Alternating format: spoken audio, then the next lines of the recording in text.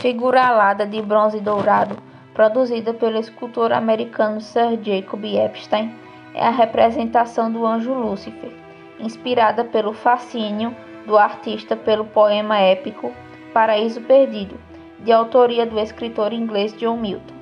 Nascido em 1880, Jacob Epstein foi criado em Nova York e era de uma família judia, o terceiro de 8 filhos. Ele desenvolveu um profundo conhecimento do judaísmo ao longo de sua vida, o que o levou a religião a ser o tema de grande parte de sua obra. Em 1911, Epstein tornou-se um súdito britânico, foi nomeado cavaleiro em 1954 e passou a ser considerado por alguns como o maior escultor da Inglaterra de sua época. A estátua possui 11 pés e 2 toneladas e levou 5 anos para ser criada, até ser concluída em 1945. Atualmente está alojada na Sala Redonda do Museu e Galeria de Arte de Birmingham desde 1947.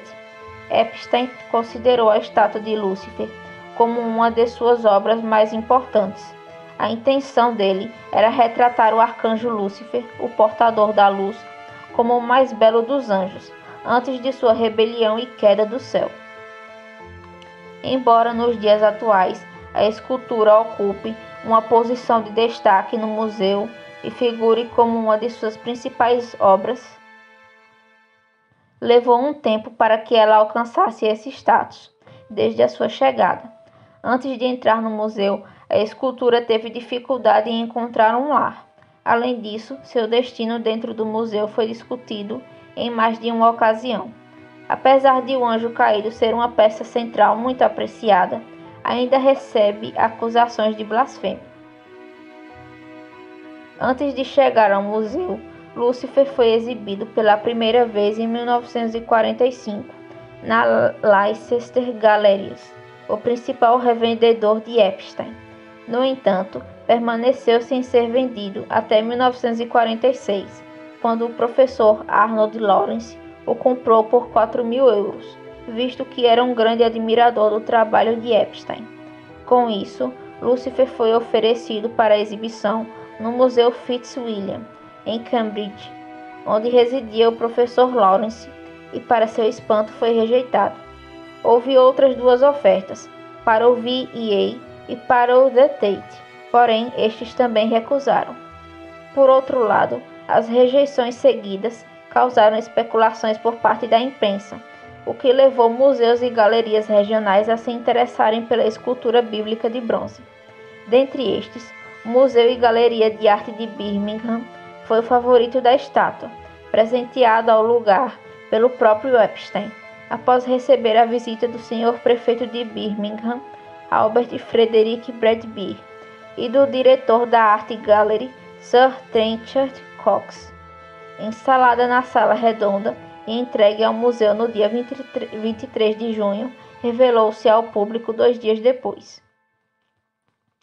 Quando chegou ao museu, a escultura mostrou-se grande demais para passar pelas portas principais e foi içada por uma janela, o que levou 2 horas com a presença de Epstein. Em 1952, a Tate, que outrora rejeitou a escultura de Lúcifer, realizou uma exposição do Anjo Caído de Epstein como componente principal.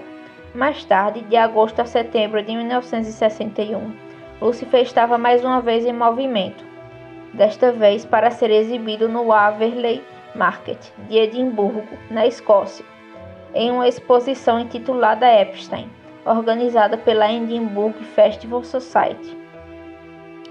Depois de muito viajar, a estátua de Lúcifer passou mais 2 décadas na Sala Redonda do museu, enquanto a galeria era redecorada e preenchida com obras de arte de alto nível, até que, na década de 1990, foi transferida para as salas de chá eduardianas e, em seguida, em 1992, para a Galeria de Moedas, atual loja de presentes, antes de retornar ao seu pedestal mais familiar em 2006.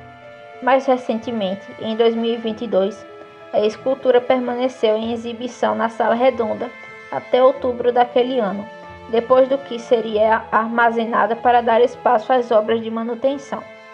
O Lúcifer de Birmingham possui um corpo não binário. A cabeça foi esculpida à semelhança de uma mulher que costumava posar para Epstein, a modelo indiana Sunita Devi, mas o corpo é fisicamente masculino. Ademais, o Lúcifer de Epstein apresenta uma estatura alta, cabelos esvoaçantes e traços faciais delicados.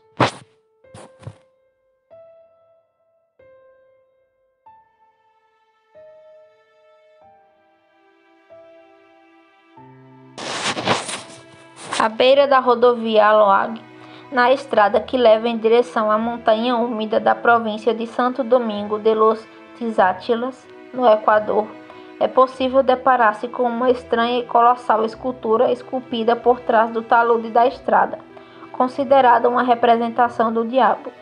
A escultura foi criada entre 1984 e 1986 pelo escultor César Otaviano Cristóbal Buenânio Nunes, um motorista de trator empregado pelo Ministério de Obras Públicas do Equador, e se localiza a poucos quilômetros do centro da cidade de Manuel C. Astorga, na estrada que leva de Aloag a Santo Domingo, no cantão de Merria, província de Pichincha.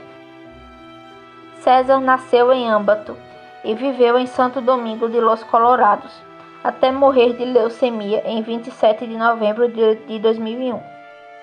A obra esculpida na rocha da estrada possui o título de O Poder Brutal e carrega a seguinte mensagem, abre aspas: Nossa humanidade percorreu 20 séculos em um caminho não muito bem sucedido, promovendo um enorme fosso entre o poder mal utilizado e as grandes massas humanas desprotegidas em todos os cantos do nosso planeta. Hoje, quando estamos estudando o século XXI, é a grande oportunidade para cada ser humano refletir sobre nosso comportamento individual e contribuição para a sociedade. Portanto, cada pessoa que passar por este lugar e observar este mosaico entre homem e besta e ler O Poder Brutal, certamente raciocinará e concluirá que tanto o poder de fazer o mal quanto a capacidade de fazer o bem se encontra em cada um de nós, em nossa energia interior e nos atos que realizamos todos os dias. Fecha aspas. Este texto, em gigantografia, permaneceu durante algum tempo na base da escultura, por iniciativa do governo de freguesia de Manuel C. Astorga. A escultura também é chamada de La Cara del Diablo, em português, o rosto do diabo, e de El Diablo de Tandap, ou o Diabo de Tandap, sendo Tandap o nome da paróquia onde está situada a estátua. A obra, esculpida em rocha viva, é famosa por seu tamanho e por estar localizada na rota mais movimentada entre as cidades de Quito e Guayaquil. A figura localiza-se a 30 metros acima do solo, possui cerca de 20 metros de altura e se projeta da encosta de uma colina em torno da qual a estrada faz uma curva. Apesar de ter apenas o ensino primário e carecer de formação artística profissional, Buenânio foi autodidata e conseguiu juntar dinheiro para esculpir o Poder Brutal ao longo de mais de um ano. Antes de iniciar a escultura, suas tendências artísticas eram conhecidas apenas por sua família e por seus amigos próximos.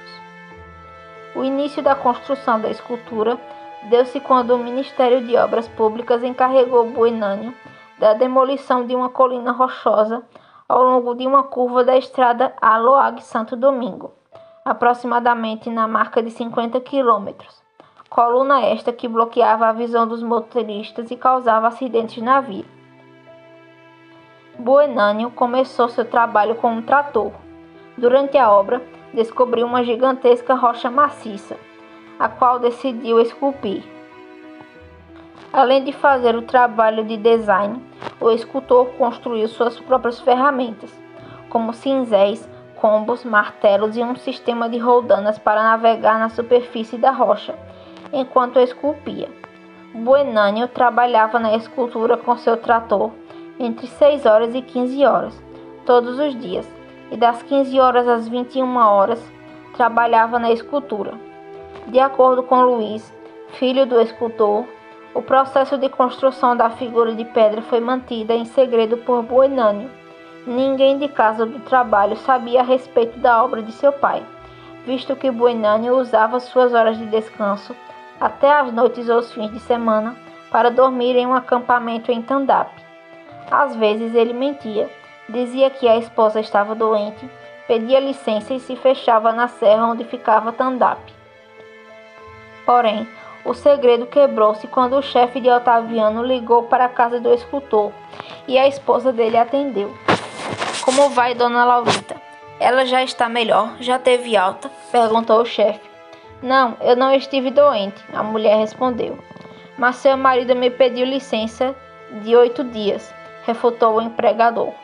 Assim, o poder brutal veio à tona. Os patrões queriam demiti-lo, mas os colegas o apoiaram e o ajudaram a terminar a escultura. Para isso, mineraram a montanha e cimentaram a face. A população de Tandap não recebeu bem a imagem de pedra, a qual foi rejeitada e apontada como uma homenagem a Satanás. Além disso, os habitantes pensaram em destruir a construção, mas logo desistiram, pois pensaram que o diabo se voltaria contra eles se o fizessem. Também, a estátua despertou a revolta dos padres de Santo Domingo, que processaram Buenânio por esculpir uma imagem do diabo, e não da Virgem ou de Jesus de Nazaré. Com o tempo, surgiram sobre o poder brutal. Uma delas dizia que o nariz da escultura apontava para um tesouro pertencente ao imperador inca Atahualpa. Outras diziam que a estátua fora construída por OVNIs, ou pelos incas.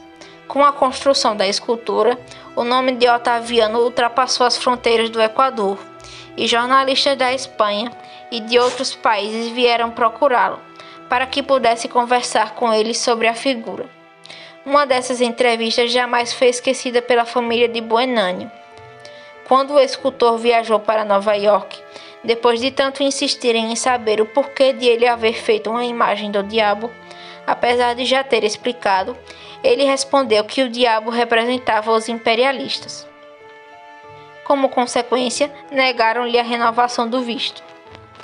Em meio ao processo de construção, Buenânio comentou com seus amigos que, abre aspas, ao esculpir uma figura que representasse o diabo deixaria os motoristas em paz, fecha aspas. Além disso, ao referir-se a um pequeno santuário católico a 10 quilômetros de distância, ele também disse: "Se a Virgem e os santos têm suas esculturas, por que o diabo não pode ter as suas?" Algumas lendas locais atribuem a escultura de Buenânio à inspiração satânica. Porém, na realidade, o escultor era muito religioso. Segundo seu filho Luís, Buenânio teve a motivação de deixar uma mensagem de sabedoria para a humanidade, por meio da escultura. A estátua não representa apenas o diabo. Seu maior significado é o poder brutal do nosso interior, o livre-arbítrio da humanidade. Fisicamente, a escultura representa o homem racional e o homem inconsciente. É baseada em traços físicos de homem, olho e nariz, e de animal, orelhas e presas. A criatura representada pela escultura tem um par de chifres na testa, um nariz pontudo e uma boca entreaberta para revelar pequenas presas. Até hoje, a estrada que passa pela estátua é a mais movimentada do Equador, além de, ao entardecer, muitas vezes ser enfeitada pela neblina e pela precipitação violenta.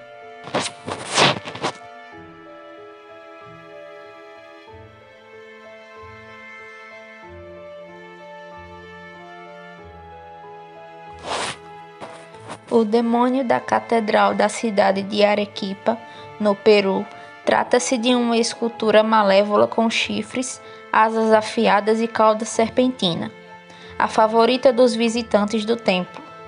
A imagem, que possui 5 metros de altura, localiza-se no púlpito da Sé, o que faz com que o diabo tenha um lugar privilegiado durante as missas celebradas na catedral. Enquanto o bispo dá sua liturgia no átrio central do templo, Lúcifer o observa com o canto do olho, da parte inferior de um enorme púlpito de madeira de carvalho. A plataforma, onde os padres se dirigiam aos paroquianos, esmaga Satanás para simbolizar o triunfo de Deus sobre o mal. A peça, de estilo neogótico, foi esculpida pelo artista francês Charles Bouissine-Rigaud e trazida para a França em 1879. De acordo com Dante Zegara, jornalista e pesquisador da história religiosa de Arequipa, o belo púlpito que esmaga o diabo foi um presente de uma moradora de Arequipa do século XIX, chamada Javiera Lizárraga de Álvares Comparé, viúva de Álvares Comparé. Ela deixou sua casa como legado para ser vendida e, posteriormente, com esse capital, mandou construir um novo púlpito para o templo, que fora danificado por um incêndio em 1844 e pelo terremoto de Arequipa, no mesmo ano. A herança de Javiera arrecadou cerca de 6.000 pesos da época. No entanto, houve dificuldades em encontrar alguém que pudesse erguer a obra. Assim, Juan Mariano de Goyeneche y Gamio, ministro plenipotenciário do Peru, na França, foi convidado a contratar um professor europeu. O diplomata, portanto, encomendou a obra a Bouissine-Rigaud, na cidade francesa de Lille, cidade na qual o púlpito foi construído. A Catedral de Arequipa é o único lugar do mundo onde uma escultura do diabo está dentro de um templo. Em 16 de dezembro de 1879, o púlpito chegou por mar a Arequipa, em pleno início da Guerra do Pacífico, travada entre o Chile, a Bolívia e o Peru. A peça foi desmontada em 15 caixas e teve que ser montada peça por peça, por uma equipe de carpinteiros e professores locais que interpretavam os planos originais. A estrutura, além da base diabólica, possui talhas em alto relevo de alguns dos pais da Igreja Católica, como São Agustín e Santo Domingo, e alegorias dos 4 evangelistas. Todos estes detalhes são coroados por 6 gárgulas.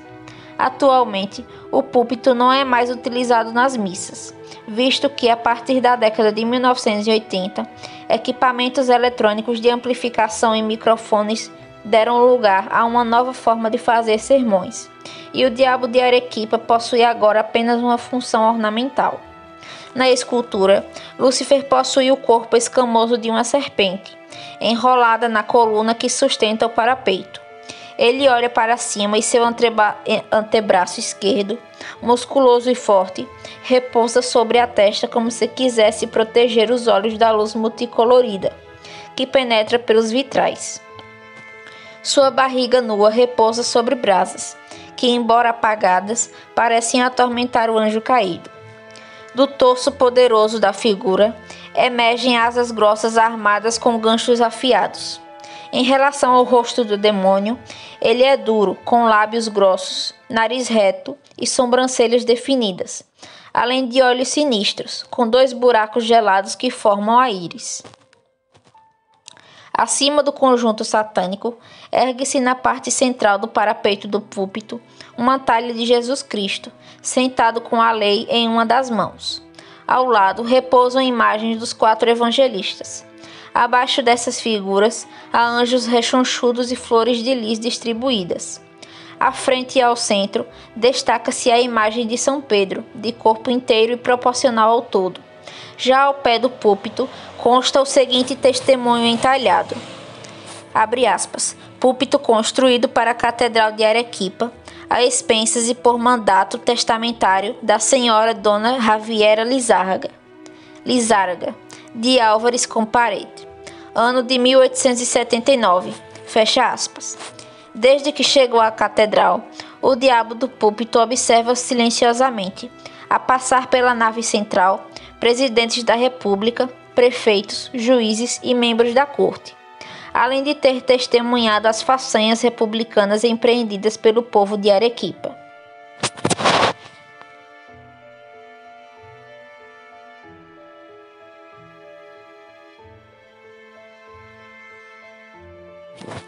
O Monumento ao Anjo Caído, popularmente conhecido como Monumento a Franco, é o segundo monumento dedicado a Satanás na Espanha. Além dessas denominações, a escultura também já foi chamada de Monumento à Vitória e Monumento à Sua Excelência, o Chefe de Estado. A estátua situa-se na cidade de Santa Cruz de Tenerife, nas Ilhas Canárias, localizadas na Espanha, em um espaço anexo ao Museu de História Militar de Ilhas Canárias.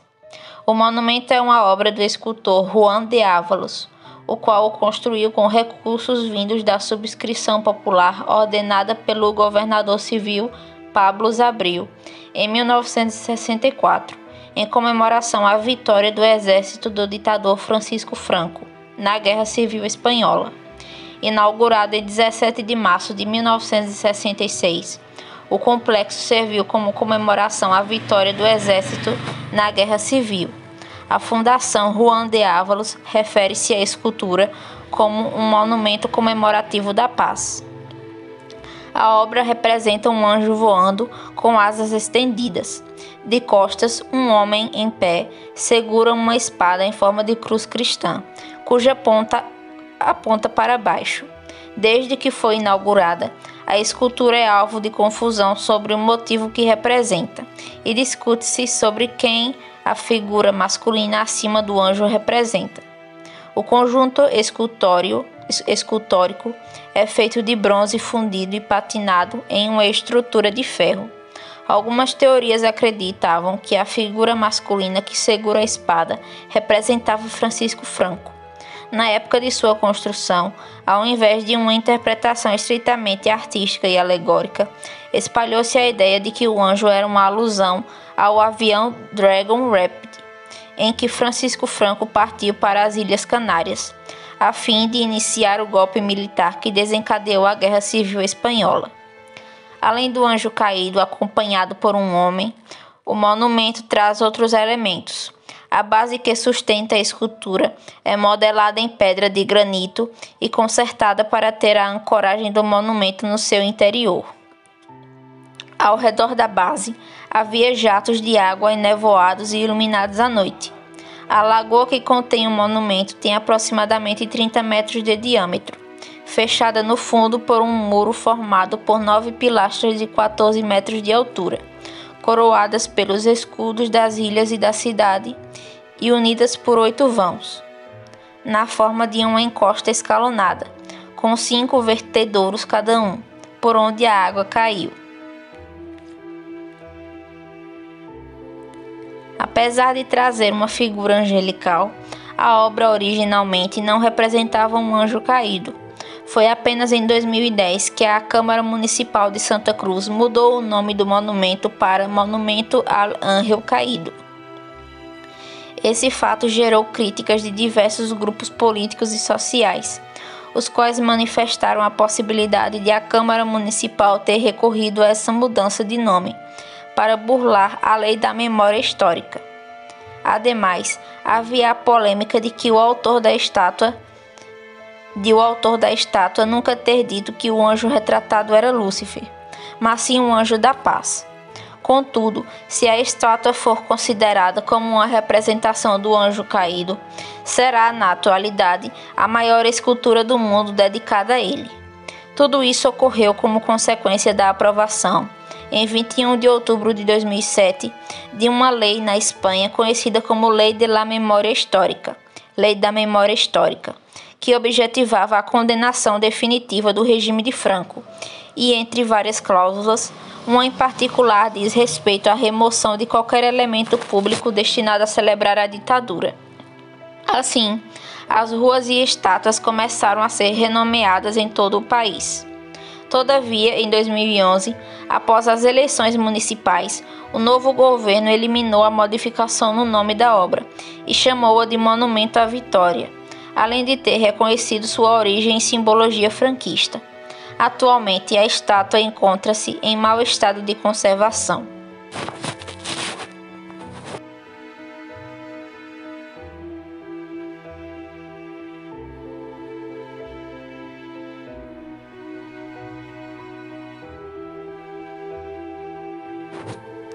A Igreja de Santa Maria, ou Marienkirche, de estilo gótico, localizada na cidade de Lübeck, na Alemanha, também possui a sua estátua do diabo, a qual está ligada a uma antiga história. Reza a lenda que durante a construção da igreja no século XIII, quando as primeiras pedras foram depositadas, o diabo teria acreditado que ali seria construído um bar de vinhos, enganado pelos trabalhadores locais, que ficaram com medo de dizer que se tratava da construção de uma igreja. Ele adorou a ideia, pois muitas almas encontraram seu caminho até o inferno depois de frequentar estabelecimentos de bebidas. Em razão disso, o diabo misturou-se à multidão para ajudar na construção do prédio, o que acelerou a construção do edifício. Porém, um dia ele se deu conta de que aquela construção não era de um bar, mas de uma igreja. Morto de raiva, o diabo agarrou uma pedra para jogar nas paredes que já estavam levantadas. Entretanto, um homem viu a cena e interveio. Ele prometeu ao diabo construir um bar de vinhos bem ao lado da igreja, a fim de aquietar a entidade do mal. O acordo deu certo. Assim, o diabo, feliz com a ideia, deixou cair a pedra, que teria permanecido no mesmo lugar até hoje e ficado com as marcas de suas garras. Por sua vez, os trabalhadores, para pagar a promessa, realmente teriam construído o bar, o qual supostamente seria a taverna Rathskeller, estabelecida do outro lado da rua da igreja. Para marcar o lugar do diabo e de sua participação na construção da igreja, os habitantes de Lübeck colocaram uma pequena estátua de bronze dele, bastante simpática, em cima da pedra. Por isso, para qualquer transeunte que parar em frente da igreja de Santa Maria, o diabinho de bronze, projetado pelo escultor Rolf Goerler e colocado na laje em 1999, estará aguardando com um sorriso descarado e receptivo.